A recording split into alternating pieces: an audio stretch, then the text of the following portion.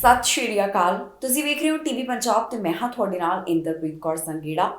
ਇਸ ਬੁਲੇਟਿਨ ਵਿੱਚ ਤੁਹਾਡਾ ਸਵਾਗਤ ਹੈ। ਸਭ ਤੋਂ ਪਹਿਲਾਂ ਨਜ਼ਰ ਮਾਰਦੇ ਹਾਂ ਹੈਡਲਾਈਨਸ ਤੇ। PGWP ਵਾਲਿਆਂ ਵਾਸਤੇ ਵੱਡਾ ਐਲਾਨ, ਹੁਣ ਮਿਲੇਗਾ ਛੇਤੀ ਵਰਕ ਪਰਮਿਟ। 에ਅਰ ਕੈਨੇਡਾ ਨੂੰ ਹੋਈ ਕਿੰਨੀ ਕਮਾਈ? 에ਅਰ ਕੈਨੇਡਾ ਨੇ ਦਿੱਤੀ ਰਿਪੋਰਟ। ਨੋਵਾ ਸਕੋਸ਼ੀਆ ਵਿੱਚ ਵਾਪਰਿਆ ਹਾਦਸਾ, 4 ਦੀ ਮੌਤ ਤੇ 1 ਵਿਅਕਤੀ ਜ਼ਖਮੀ। ਕੈਨੇਡਾ ਵਿੱਚ ਵੱਧ ਰਿਹਾ ਕ੍ਰਾਈਮ, ਤਾਜ਼ਾ ਅੰਕੜਾ ਆਇਆ ਸਾਹਮਣੇ। ਕੈਨੇਡਾ ਦੇ ਵਿਅਕਤੀ ਨੂੰ ਅਮਰੀਕਾ ਵਿੱਚ ਸਜ਼ਾ, ਉਸਦੇ ਨਸ਼ੇ ਨੇ ਲਈ 4 ਜਾਣਿਆਂ ਦੀ ਜਾਨ। ਪੋਸਟ ਗ੍ਰੈਜੂਏਸ਼ਨ ਵਰਕ ਪਰਮਿਟ ਵਾਲਿਆਂ ਦੇ ਲਈ ਇਮੀਗ੍ਰੇਸ਼ਨ ਮੰਤਰੀ ਵੱਲੋਂ ਇੱਕ ਵੱਡੀ ਖੁਸ਼ਖਬਰੀ ਸਾਂਝੀ ਕੀਤੀ ਗਈ ਹੈ, ਜਿਸ ਵਿੱਚ ਦੱਸਿਆ ਗਿਆ ਹੈ ਕਿ ਹੁਣ ਉਹਨਾਂ ਨੂੰ ਵਰਕ ਪਰਮਿਟ ਆਸਾਨੀ ਨਾਲ ਮਿਲੇਗਾ ਤੇ ਇਸ ਵਾਸਤੇ ਕਿਹੜੀਆਂ ਸ਼ਰਤਾਂ ਜਾਰੀ ਹਨ, ਇਸ ਬਾਰੇ ਵੀ ਇਮੀਗ੍ਰੇਸ਼ਨ ਮੰਤਰੀ ਵੱਲੋਂ ਦੱਸਿਆ ਗਿਆ।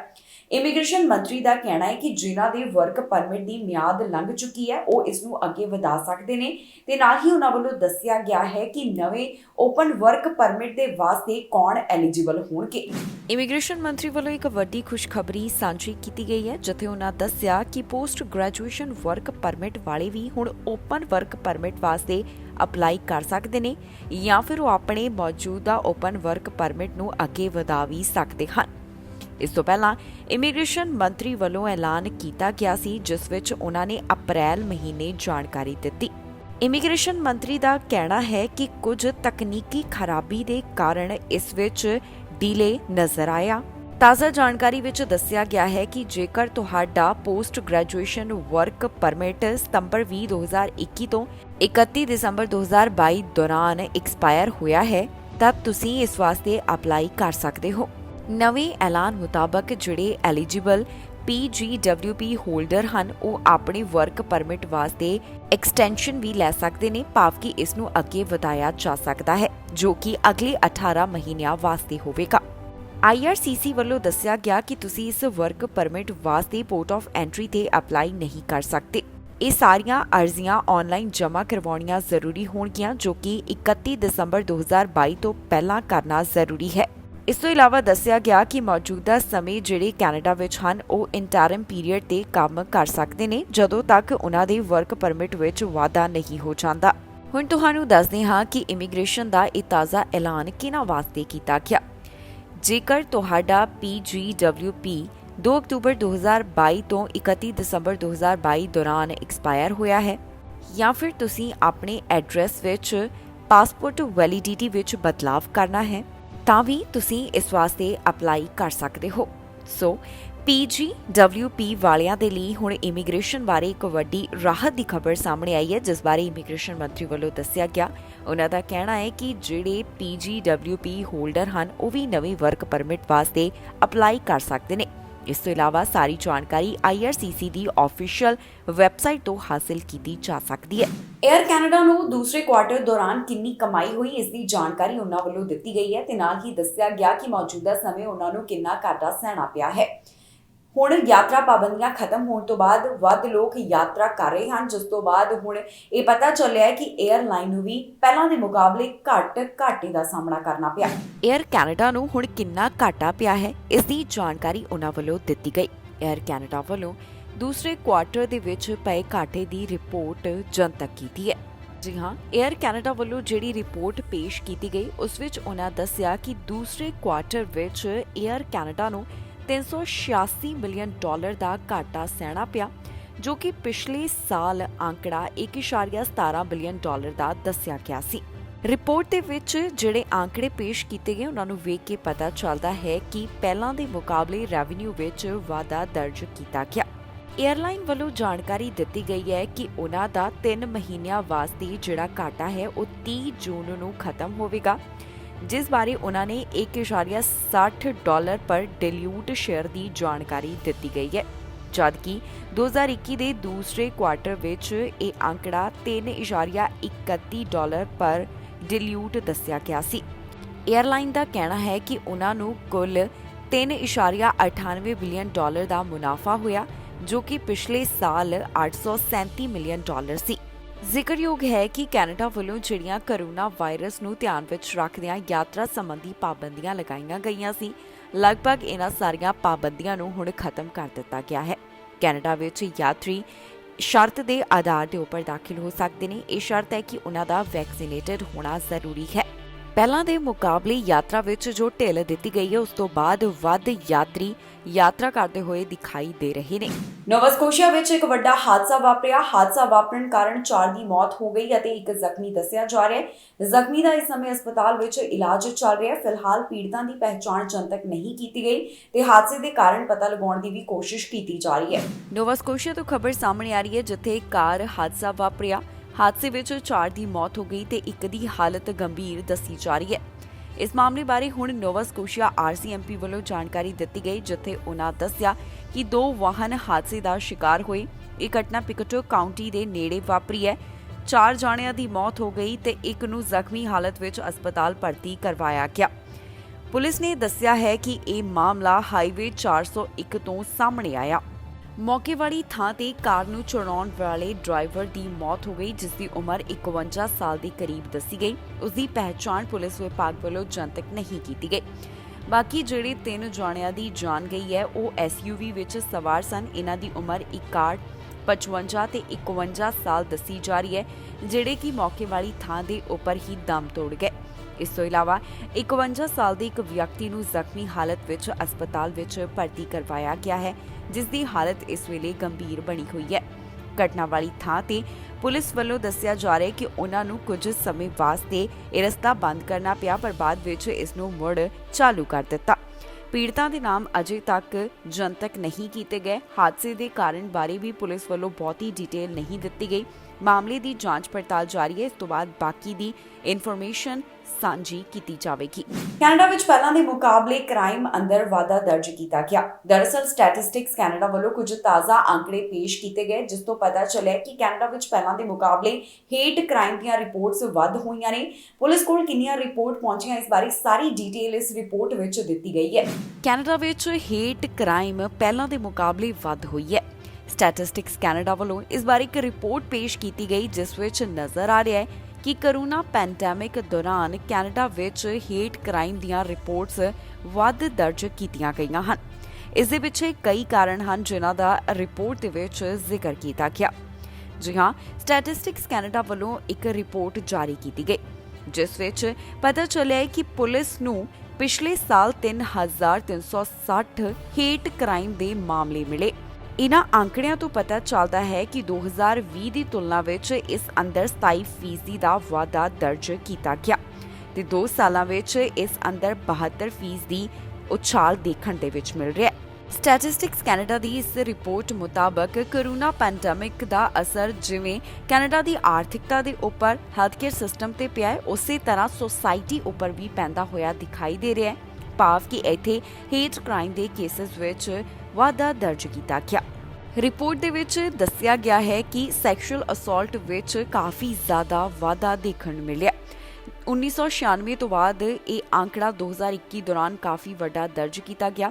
2021 ਦੌਰਾਨ ਸੈਕਸ਼ੂਅਲ ਅਸੌਲਟ ਦੇ 34,242 ਕੇਸਿਸ ਪੁਲਿਸ ਦੇ ਸਾਹਮਣੇ ਆਏ ਹਨ।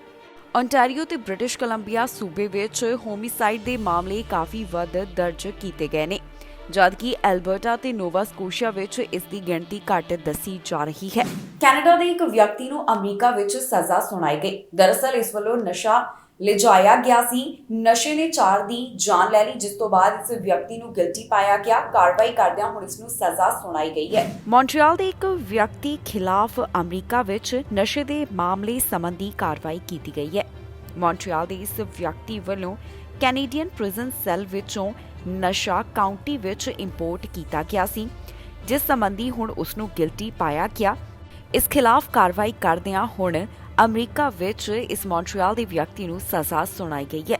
ਮੌਂਟਰੀਅਲ ਦੇ ਇਸ ਵਿਅਕਤੀ ਨੂੰ ਹੁਣ ਉਮਰ ਕੈਦ ਦਾ ਸਾਹਮਣਾ ਕਰਨਾ ਪਵੇਗਾ ਜਿਸ ਬਾਰੇ ਅਧਿਕਾਰੀਆਂ ਵੱਲੋਂ ਜਾਣਕਾਰੀ ਦਿੱਤੀ ਗਈ।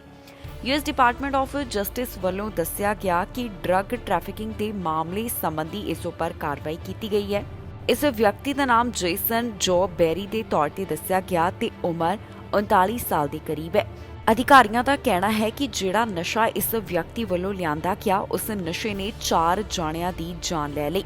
ਸ਼ੁੱਕਰਵਾਰ ਨੂੰ ਬੈਰੀ ਨੂੰ ਇਸ ਮਾਮਲੇ ਦੇ ਸੰਬੰਧ ਵਿੱਚ ਗਿਲਟੀ ਪਾਇਆ ਗਿਆ। ਜਾਣਕਾਰੀ ਲਈ ਦੱਸ ਦਈਏ ਕਿ ਬੈਰੀ ਨੂੰ ਕੈਨੇਡੀਅਨ ਅਥਾਰਟੀਜ਼ ਵੱਲੋਂ 2019 ਦੌਰਾਨ ਗ੍ਰਿਫਤਾਰ ਕੀਤਾ ਗਿਆ ਸੀ ਤੇ ਬਾਅਦ ਵਿੱਚ 2021 ਦੌਰਾਨ ਇਸ ਨੂੰ ਨਾਰਥ ਡਕੋਟਾ ਵਿੱਚ ਭੇਜਿਆ ਗਿਆ। ਪੁਲਿਸ ਵੱਲੋਂ ਇਸ ਮਾਮਲੇ ਦੇ ਸੰਬੰਧ ਵਿੱਚ ਕਾਰਵਾਈ ਕੀਤੀ ਜਾ ਰਹੀ ਤੇ ਹੁਣ ਤਾਜ਼ਾ ਜਾਣਕਾਰੀ ਸਾਹਮਣੇ ਆ ਰਹੀ ਹੈ ਕਿ ਉਸ ਨੂੰ ਅਮਰੀਕਾ ਵਿੱਚ ਸਜ਼ਾ ਸੁਣਾਈ ਗਈ ਹੈ ਕਿਉਂਕਿ ਜਿਹੜਾ ਨਸ਼ਾ ਉਸ ਵੱਲੋਂ ਲਿਆਂਦਾ ਗਿਆ ਸੀ ਉਸਨੇ 4 ਲੋਕਾਂ ਦੀ ਜਾਨ ਲੈ ਲਈ। ਕੈਨੇਡਾ ਸਰਕਾਰ ਵੱਲੋਂ 18 ਮਿਲੀਅਨ ਦੀ ਫੰਡਿੰਗ ਦਾ ਐਲਾਨ ਕੀਤਾ ਗਿਆ, ਜਿਸ ਬਾਰੇ ਫੈਡਰਲ ਮੰਤਰੀ ਵੱਲੋਂ ਜਾਣਕਾਰੀ ਦਿੱਤੀ ਗਈ। ਉਹਨਾਂ ਦਾ ਕਹਿਣਾ ਹੈ ਕਿ HIV ਟੈਸਟਿੰਗ ਦੇ ਵਿਸਤਾਰ ਸੰਬੰਧੀ ਸਰਕਾਰ ਵੱਲੋਂ ਇਹ ਫੰਡਿੰਗ ਲਿਆਂਦੀ ਜਾ ਰਹੀ ਹੈ ਤੇ ਮੰਤਰੀ ਵੱਲੋਂ ਇਸ ਮੌਕੇ ਹੋਰ ਕੀ ਡੀਟੇਲ ਦਿੱਤੀ ਗਈ ਤੁਹਾਨੂੰ ਇਸ ਖਬਰ ਵਿੱਚ ਦੱਸਾਂਗੇ। ਕੈਨੇਡਾ ਸਰਕਾਰ ਵੱਲੋਂ 18 ਮਿਲੀਅਨ ਡਾਲਰ ਦੀ ਫੰਡਿੰਗ ਦਾ ਐਲਾਨ ਕੀਤਾ ਗਿਆ। ਸਰਕਾਰ ਵੱਲੋਂ ਇਹ ਕਦਮ HIV ਟੈਸਟਿੰਗ ਦੇ ਵਿਸਤਾਰ ਵਾਸਤੇ ਚੁੱਕਿਆ ਗਿਆ ਹੈ। ਫੈਡਰਲ ਹੈਲਥ ਮਿਨਿਸਟਰ ਵੱਲੋਂ ਇਸ ਬਾਰੇ ਜਾਣਕਾਰੀ ਸਾਂਝੀ ਕੀਤੀ ਗਈ, ਜਿੱਥੇ ਉਹਨਾਂ ਕਿਹਾ ਕਿ ਸਰਕਾਰ ਨੂੰ ਕੋਵਿਡ ਪੈਂਡੈਮਿਕ ਤੋਂ ਸਿੱਖੇ ਸਬਕਾਂ ਨੂੰ HIV ਏਡਜ਼ ਤੇ ਲਾਗੂ ਕਰਨਾ ਚਾਹੀਦਾ ਹੈ। ਫੈਡਰਲ ਹੈਲਥ ਮਿਨਿਸਟਰ ਵੱਲੋਂ ਐਲਾਨ ਕੀਤਾ ਗਿਆ ਕਿ ਕੈਨੇਡਾ ਵਿੱਚ HIV ਟੈਸਟਿੰਗ ਦਾ ਵਿਸਤਾਰ ਕਰਨ ਵਾਸਤੇ ਕਰੀਬ 18 ਮਿਲੀਅਨ ਡਾਲਰ ਖਰਚ ਕੀਤੇ ਜਾਣਗੇ। ਇਹ ਰਾਸ਼ੀ ਦਾ ਇੱਕ ਵੱਡਾ ਹਿੱਸਾ ਸੈਲਫ ਟੈਸਟਿੰਗ ਕਿਟਸ ਮੁਹੱਈਆ ਕਰਵਾਉਣ ਤੇ ਖਰਚ ਕੀਤਾ ਜਾਵੇਗਾ। ਦਰਅਸਲ ਮੌਂਟਰੀਅਲ ਵਿੱਚ ਇੱਕ 24ਵੀਂ ਅੰਤਰਰਾਸ਼ਟਰੀ ਏਡਜ਼ ਕਾਨਫਰੰਸ ਆਯੋਜਿਤ ਕੀਤੀ ਗਈ, ਜਿਸ ਦੌਰਾਨ ਫੈਡਰਲ ਹੈਲਥ ਮਿਨਿਸਟਰ ਬੋਲੇ ਹਨ। ਉਨ੍ਹਾਂ ਕਿਹਾ ਕਿ 17.9 ਮਿਲੀਅਨ ਤੋਂ 8 ਮਿਲੀਅਨ ਡਾਲਰ HIV ਦੀਆਂ ਸੈਲਫ ਟੈਸਟਿੰਗ ਕਿਟਸ ਖਰੀਦਣ ਅਤੇ ਉਹਨਾਂ ਕਿਟਸ ਨੂੰ ਕਮਿਊਨਿਟੀ ਸੰਸਥਾਵਾਂ ਵਿੱਚ ਵੰਡਣ ਵਾਸਤੇ ਖਰਚ ਕੀਤਾ ਜਾਵੇਗਾ। ਬਾਕੀ ਦਾ 9.9 ਮਿਲੀਅਨ ਡਾਲਰ ਦੇਸ਼ ਦੇ ਉੱਤਰੀ ਹਿੱਸੇ ਦੇ ਦੂਰ ਦੁਰਾਡੇ ਦੇ ਇਲਾਕਿਆਂ ਵਿੱਚ HIV ਟੈਸਟਿੰਗ ਦੇ ਵਿਸਤਾਰ ਵਾਸਤੇ ਵਿਨੀਪੈਗ ਵਿੱਚ ਸਥਿਤ ਨੈਸ਼ਨਲ ਮਾਈਕਰੋਬਾਇਓਲੋਜੀ ਲੈਬੋਰੇਟਰੀ ਨੂੰ ਦਿੱਤੇ ਜਾਣਗੇ।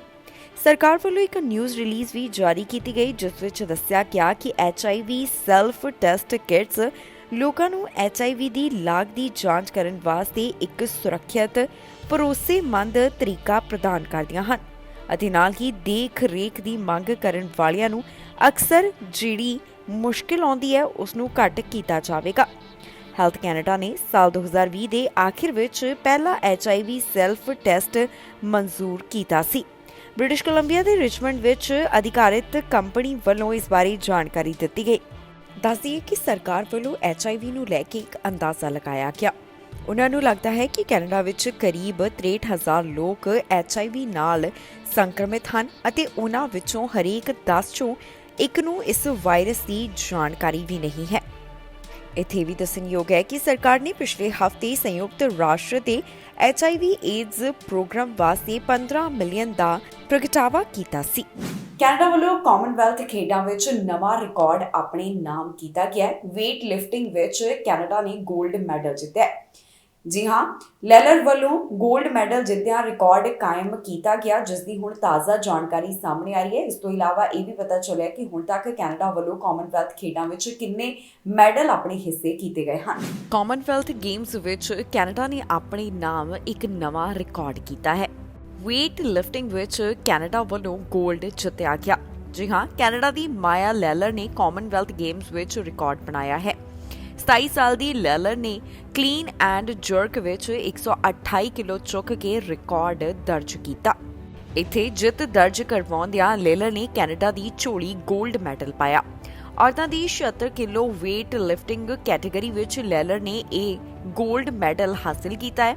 ਆਪਣੀ ਪਹਿਲੀ ਕੋਸ਼ਿਸ਼ ਵਿੱਚ ਹੀ ਲੈਲਰ ਨੇ 100 ਕਿਲੋ ਚੁੱਕ ਕੇ ਮੁਕਾਬਲੇ ਵਿੱਚ ਲੀਡ ਹਾਸਿਲ ਕੀਤੀ ਤੇ ਦੂਸਰੀ ਕੋਸ਼ਿਸ਼ ਵਿੱਚ ਕਲੀਨ ਐਂਡ ਜਰਕ ਲਿਫਟ ਵਿੱਚ 128 ਕਿਲੋ ਚੁੱਕ ਕੇ ਕਾਮਨਵੈਲਥ ਰਿਕਾਰਡ ਕੀਤਾ। ਕੁੱਲ 228 ਕਿਲੋ ਦਰਜ ਕਰਕੇ ਲੈਲਰ ਨੇ ਆਪਣਾ ਪਹਿਲਾ ਸਥਾਨ ਪੱਕਾ ਕੀਤਾ। ਨਾਈਜੀਰੀਆ ਦੀ ਟਾਈਵੋ ਨੇ ਸਿਲਵਰ ਮੈਡਲ ਜਿੱਤਿਆ। ਲਿਆਡੀ ਨੇ ਪਹਿਲਾ ਕੋਸ਼ਿਸ਼ ਦੌਰਾਨ 96 ਕਿਲੋ ਅਤੇ ਕਲੀਨ ਐਂਡ ਜਰਕ ਵਿੱਚ 120 ਕਿਲੋ ਭਾਰ ਚੁੱਕਿਆ। ਕੈਨੇਡੀਅਨ ਖਿਡਾਰੀ ਤੋਂ ਇਹ ਸਿਰਫ 12 ਕਿਲੋ ਦੇ ਫਰਕ ਤੇ ਰਹੀ। ਦੱਸ ਦਈਏ ਕਿ 2021 ਦੀਆਂ ਕਾਮਨਵੈਲਥ ਗੇਮਸ ਵਿੱਚ ਵੀ ਲੈਲਰ ਨੇ ਵੇਟ ਲਿਫਟਿੰਗ ਦੀ ਇਸੇ ਕੈਟੇਗਰੀ ਵਿੱਚ 골ਡ ਮੈਡਲ ਕੈਨੇਡਾ ਦੇ ਨਾਂ ਕੀਤਾ ਸੀ। ਮਾਇਆ ਲੈਲਰ 27 ਸਾਲ ਦੀ ਹੈ ਅਤੇ ਉਹ ਟੋਰਾਂਟੋ ਦੀ ਰਹਿਣ ਵਾਲੀ ਹੈ। ਲੈਲਰ ਦੇ ਮੈਡਲ ਨੇ 2022 ਦੀਆਂ ਕਾਮਨਵੈਲਥ ਗੇਮਸ ਵਿੱਚ ਹੁਣ ਤੱਕ ਕੈਨੇਡਾ ਦੇ ਹਿੱਸੇ ਪੈ ਚੁੱਕੇ 골ਡ ਮੈਡਲਾਂ ਦੀ ਗਿਣਤੀ 7 ਕਰ ਦਿੱਤੀ ਹੈ, ਜਿਸ ਦਾ ਮਤਲਬ ਹੈ ਕਿ ਹੁਣ ਤੱਕ ਕੈਨੇਡਾ ਵੱਲੋਂ 7 골ਡ ਮੈਡਲ ਜਿੱਤ ਲਏ ਗਏ ਨੇ। ਕੈਨੇਡੀਅਨ ਐਥਲੀਟ ਹੁਣ ਤੱਕ ਕਾਮਨਵੈਲਥ ਗੇਮਸ ਵਿੱਚ ਕੁੱਲ 34 ਮੈਡਲ ਜਿੱਤ ਚੁੱਕੇ ਨੇ, ਜਿਸ ਵਿੱਚ 7 골ਡ, 11 ਸਿਲਵਰ ਅਤੇ 16 ਬ੍ਰੌਂਜ਼ ਮੈਡਲ ਹਨ। ਵਾਈਮੀ ਕਾਮਨਵੈਲਥ ਗੇਮਸ ਇੰਗਲੈਂਡ ਦੇ ਬਰਮਿੰਗਮ ਵਿੱਚ ਆਯੋਜਿਤ ਕੀਤੀਆਂ ਗਈਆਂ। ਇਹ ਅੰਤਰਰਾਸ਼ਟਰੀ ਖੇਡ ਮੁਕਾਬਲਾ 28 ਜੁਲਾਈ ਨੂੰ ਸ਼ੁਰੂ ਹੋਇਆ ਤੇ ਇਸ ਦੀ ਸਮਾਪਤੀ 8 ਅਗਸਤ ਨੂੰ ਹੋਣ ਜਾ ਰਹੀ ਹੈ। ਹੁਣ ਤੱਕ ਕੈਨੇਡਾ ਵੱਲੋਂ ਕਈ ਮੈਡਲ ਆਪਣੇ ਹਿੱਸੇ ਕੀਤੇ ਗਏ ਹਨ। ਕੈਨੇਡਾ ਦੇ ਇੱਕ ਹਿੱਸੇ ਤੋਂ ਹਾਦਸਾ ਵਾਪਰਨ ਵਾਲੀ ਜਾਣਕਾਰੀ ਸਾਹਮਣੇ ਆਈ ਹੈ। ਹਾਦਸਾ ਵਾਪਰਨ ਕਾਰਨ ਇੱਕ ਦੀ ਮੌਤ ਹੋ ਗਈ ਤੇ 2 ਜਾਣੇ ਜ਼ਖਮੀ ਹਨ। ਪੁਲਿਸ ਮਾਮਲੇ ਦੀ ਜਾਂਚ ਕਰ ਰਹੀ ਹੈ। ਉਹਨਾਂ ਵੱਲੋਂ ਅਜੇ ਇਸ ਬਾਰੇ ਬਹੁਤੀ ਡਿਟੇਲ ਨਹੀਂ ਦਿੱਤੀ ਗਈ ਤੇ ਨਾ ਹੀ ਪੀੜਤਾਂ ਦੇ ਨਾਮ ਜਨਤਕ ਕੀਤੇ ਗਏ ਨੇ। ਸਕਾਰਬਰੋ ਤੋਂ ਇੱਕ ਹਾਦਸੇ ਬਾਰੇ ਜਾਣਕਾਰੀ ਸਾਹਮਣੇ ਆ ਰਹੀ ਹੈ। ਹਾਦਸਾ ਵਾਪਰਨ ਕਾਰਨ ਇੱਕ ਦੀ ਮੌਤ ਹੋ ਗਈ ਤੇ 2 ਜਾਣੇ ਜ਼ਖਮੀ ਦੱਸੇ ਜਾ ਰਹੇ ਨੇ। ਪੁਲਿਸ ਵੱਲੋਂ ਇਸ ਬਾਰੇ ਹੁਣ ਡਿਟੇਲ ਸਾਂਝੀ ਕੀਤੀ ਗਈ, ਜਿੱਥੇ ਟੋਰਾਂਟੋ ਪੁਲਿਸ ਵੱਲੋਂ ਦੱਸਿਆ ਗਿਆ ਕਿ ਕੁਝ ਲੋਕ ਹਾਦਸੇ ਵਿੱਚ ਜ਼ਖਮੀ ਹੋਏ ਨੇ। ਇਹ ਘਟਨਾ ਸਟੀਲਸ ਐਵਨਿਊ ਅਤੇ ਰੀਜ਼ਰ ਰੋਡ ਦੇ ਨੇੜੇ ਵਾਪਰੀ ਹੈ, ਜੋ ਕਿ ਸਕਾਰਬਰੋ ਅਤੇ ਮਕਰਮ ਦਾ ਇੱਕ ਬਾਰਡਰ ਹੈ। ਟੋਰਾਂਟੋ ਪੈਰਾਮੈਡਿਕ ਸਰਵਿਸਿਜ਼ ਵੱਲੋਂ ਦੱਸਿਆ ਗਿਆ ਕਿ ਉਹ ਘਟਨਾ ਵਾਲੀ ਥਾਂ ਤੇ 10:25 ਦੇ ਕਰੀਬ ਪਹੁੰਚੇ। ਜਦੋਂ ਉਹ ਇੱਥੇ ਪਹੁੰਚੇ ਤਾਂ ਉਹਨਾਂ ਨੇ ਇੱਕ ਵਿਅਕਤੀ ਨੂੰ ਘਟਨਾ ਵਾਲੀ ਥਾਂ ਤੇ ਹੀ ਮ੍ਰਿਤਕ ਐਲਾਨ ਕਰ ਦਿੱਤਾ। ਇਸ ਤੋਂ ਬਾਅਦ 2 ਜਾਣਿਆਂ ਨੂੰ ਗੰਭੀਰ ਸੱਟਾਂ ਆਈਆਂ। ਟੋਰਾਂਟੋ ਪੈਰਾਮੈਡਿਕ ਸਰਵਿਸਿਜ਼ ਦਾ ਕਹਿਣਾ ਹੈ ਕਿ ਉਹਨਾਂ ਵੱਲੋਂ ਜ਼ਖਮੀਆਂ ਨੂੰ ਹਸਪਤਾਲ ਵਿੱਚ ਭਰਤੀ ਕਰਵਾਇਆ ਗਿਆ। ਇੱਕ ਦੀ ਉਮਰ 20 ਸਾਲ ਦੇ ਕਰੀਬ ਦੱਸੀ ਗਈ, ਜਿਸ ਨੂੰ ਟਰਾਮਾ ਸੈਂਟਰ ਵਿੱਚ ਲੈ ਕੇ ਜਾਇਆ ਗਿਆ। ਯਾਰਕ ਰੀਜਨਲ ਪੈਰਾਮੈਡਿਕ ਸਰਵਿਸਿਜ਼ ਵੱਲੋਂ ਦੂਸਰੇ ਵਿਅਕਤੀ ਨੂੰ ਗੰਭੀਰ ਹਾਲਤ ਵਿੱਚ ਹਸਪਤਾਲ ਭਰਤੀ ਕਰਵਾਇਆ ਗਿਆ।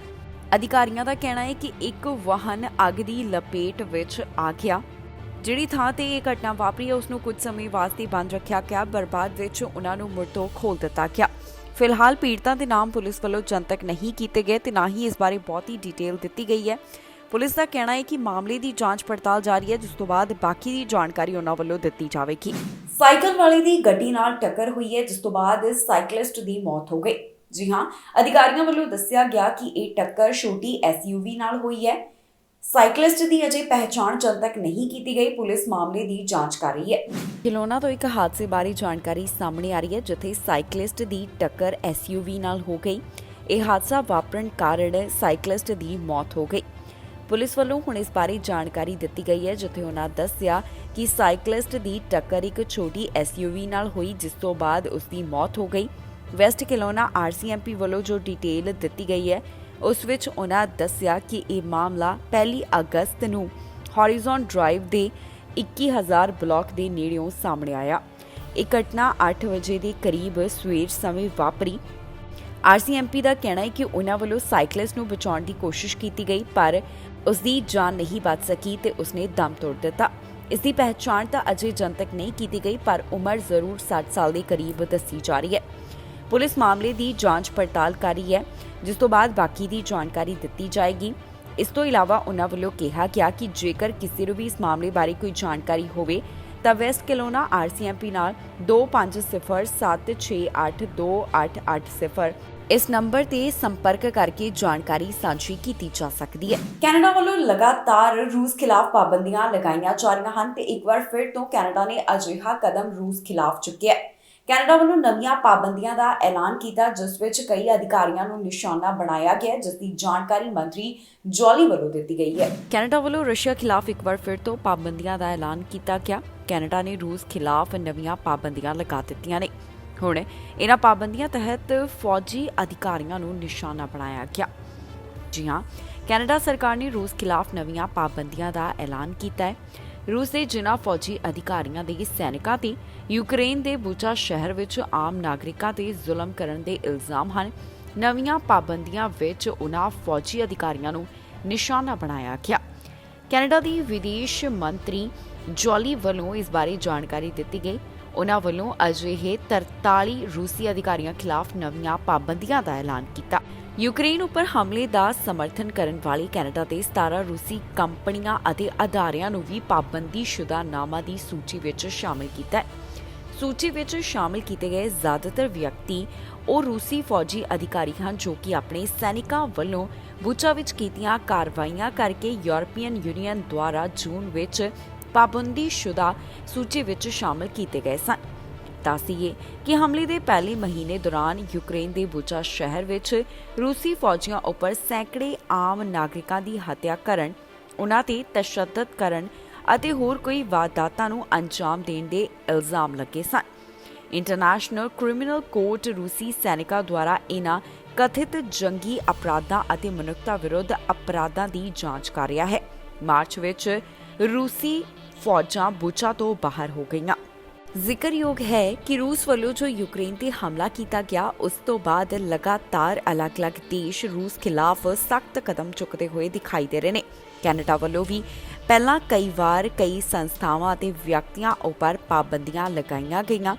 ਉਹਨਾਂ ਵੱਲੋਂ ਯੂਕਰੇਨ ਨਾਲ ਆਪਣੀ ਸਪੋਰਟ ਸਮੇਂ-ਸਮੇਂ ਤੇ ਦਿਖਾਈ ਜਾ ਰਹੀ ਹੈ। ਇੱਕ ਵਾਰ ਫਿਰ ਤੋਂ ਕੈਨੇਡਾ ਨੇ ਯੂਕਰੇਨ ਦਾ ਸਾਥ ਦਿੱਤਾ ਹੈ ਤੇ ਰੂਸ ਖਿਲਾਫ ਸਖਤ ਪਾਬੰਦੀਆਂ ਲਗਾਈਆਂ ਗਈਆਂ ਨੇ। 2 ਸਾਲ ਦੀ ਬੱਚੀ ਨੂੰ ਗੋਲੀ ਲੱਗੀ ਹੈ।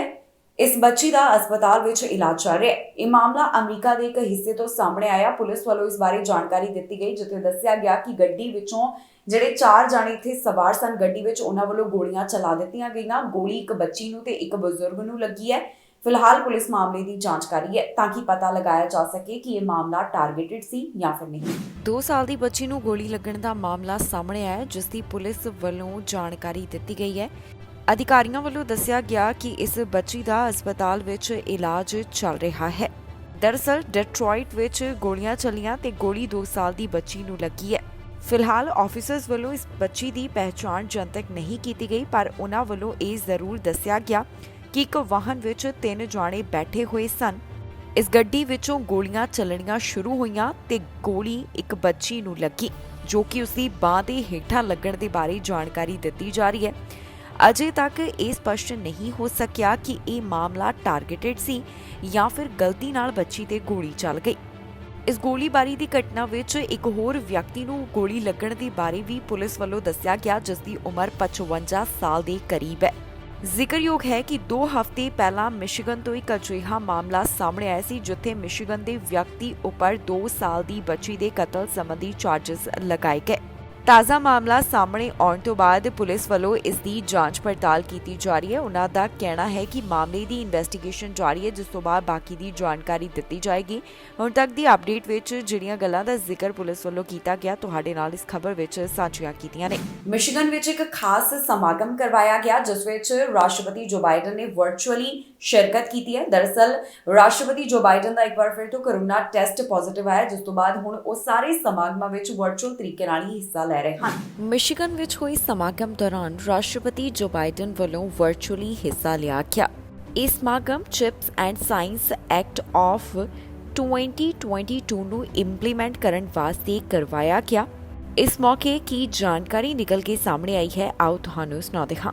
This issue, along with Senator Peters of Stabenow, the other members of the Michigan delegation, wouldn't happen without them. Every single Democrat, 2 Republicans voted to get the CHIPS and Science Act to my desk.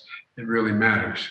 I was looking forward to visiting all of you in person, but I'm glad I could still meet you virtually. As we meet to celebrate this bill, I'm reminded of what we did more than a decade ago when we rescued the American auto industry in the wake of the Great Recession. There were those who said we shouldn't.